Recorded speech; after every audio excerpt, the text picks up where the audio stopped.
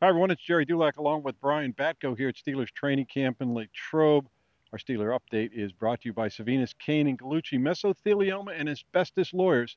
With 85 years of experience, call them now for a free consultation. And Brian, Mike Tomlin kind of laid out a little plan for what's going to happen Friday night in the preseason opener at Acrisure Stadium against the Houston Texans. He said seven veterans will not play. No surprise at all the older guys for the most part. Cam Heyward, T.J. Watt, Minkah Fitzpatrick, no Russell Wilson, of course. Didn't expect him to play. Alex Highsmith, a few other guys too. So none of those guys are going to play. They typically don't in the first preseason game. But he said maybe a couple, 3 series for Justin Fields, and it's a chance. Look, a lot of people have come up here and seen Justin Fields, but it's our chance to see him in a game with the Steelers. Yeah, and in knowing Mike Tomlin and how he works these preseason games, Jerry, he might have to feel it out too. If there's a 3-and-out or something, maybe Fields gets a third series. If he comes down, leads an 8-play, 72-yard drive, and they score a touchdown, maybe he only gets one. But yeah, that's obviously what all eyes are going to be on Friday night. Fields is going to be under the microscope. I thought he had another good practice again today, though, and really splitting off more reps with Russell Wilson. Right. So tough for him to get in as much of a rhythm as he had in the early days of camp. But towards the end, they were working on some situational stuff. He had a play where he kind of kept rolling out to his right. In a real game, maybe it becomes a sack. It's always hard to say in the training camp environment. But for what it's worth, Fields kept his eyes up, kept scanning, and threw across his body.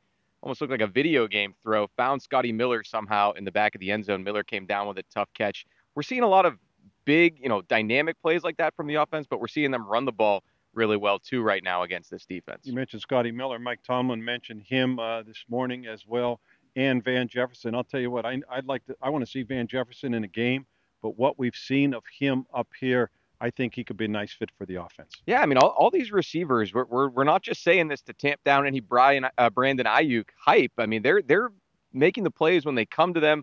Yes, there's nobody out here who's doing spectacular things regularly like George Pickens, but how many guys around the league are able to do that? He had another one of those today. Yes, he Reached did. up with one hand, snagged. I guess it was. I don't know if it was a screen pass or a broken play, but it was impressive nonetheless. But guys like Van Jefferson, Miller. Quez Watkins did have one drop today over the middle, but then, the quarterbacks kept coming back to him and he was getting open and securing those catches. You're not seeing the ball hit the ground very often with this group. Mike Tomlin called them a high floor receiving core.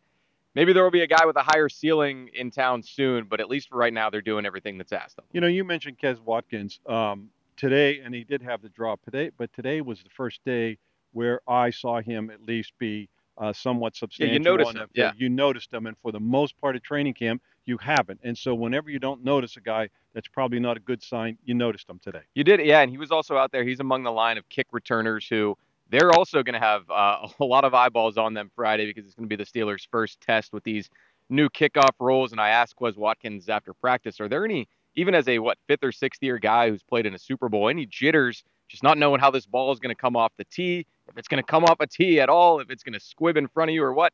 He said, no, actually, it's the opposite. I'm excited because with the way this new rule is, less space, less trash to sift through, at least downfield.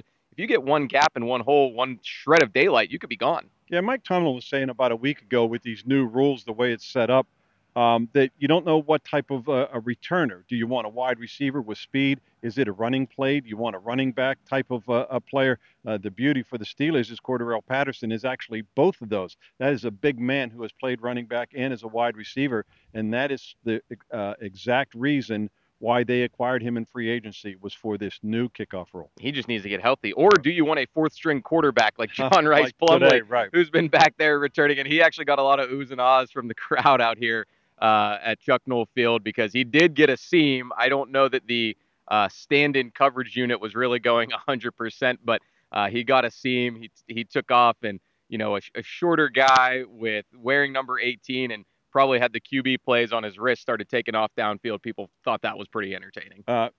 Brian, I asked Mike Tomlin about this today. Did you watch the Hall of Fame game and just see how they handled the kickoff? That's what all these NFL coaches are going to be doing. They're going to be watching other games to see how this new kickoff rule, how other teams handle it. And I still think they're probably going to tweak it. But when the fans see it, if they haven't seen it out here, when they see it, it's going to look awfully strange because it does. It's going to take some getting used to. And it's going to take some getting used to finding the right body types to block and cover those units as well. Danny Smith was saying last week maybe somebody like a DeMarvin Leal, who's a large man but pretty athletic for his size, he might make more sense to have out there. I think reading between the lines, Danny also said we've got to get a guy like DeMarvin Leal to buy into that role too if we want to put him in there.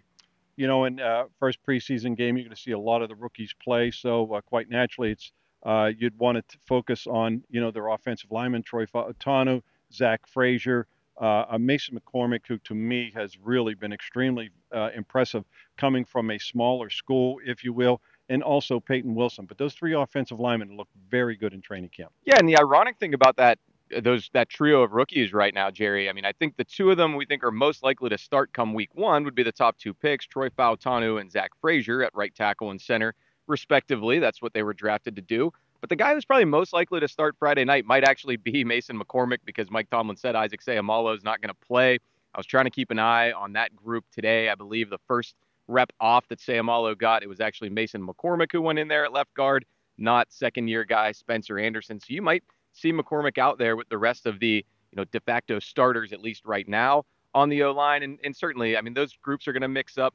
Broderick Jones will play both sides of the line. I think Troy Fautanu will get some work with the starters as well. He continues to do that throughout this week, getting more and more first-team reps opposite Dan Moore. So it'll be fun to see if those big guys can get as much push, establish themselves as much as they have in practice against some different colored jerseys. I'll say Zach Frazier, two kind of highlight reel plays 2 days in a row, which you don't normally have for O linemen, but as a mobile center who can climb to the second level, he pancaked another DB today. Yesterday, Beanie Bishop was the victim.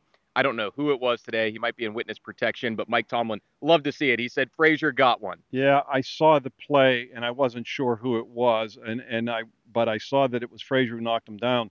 And I think it was number 37, but I'm not positive. It may have been, but all I know is Tomlin said something about big men running, which he always loves to say. So Frazier is, earning some praise. I don't know if they've got a pancake counter going for him or what at this point, but for someone who had kind of a slow start, I think once the pads went on, he's looking the part more and more every day. Beanie Bishop was telling me after practice, he's like, I wish he wouldn't have done me that badly yesterday, but, what are you going to do? They both had some West Virginia guys calling them and telling them they saw a rogue fan clip of that online. Yeah, one player you won't see amongst the rookies, Roman Wilson, still slowly getting better, but coming back from that ankle injury. That's going to do it for today's wrap-up.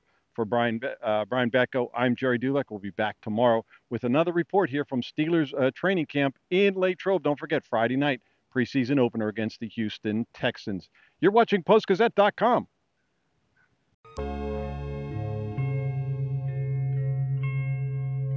Thank you for checking out this content from Post-Gazette Sports. If you watch this video on YouTube, please like the video and subscribe to our channel. For all of the sports coverage the Post-Gazette has to offer, visit post-gazette.com.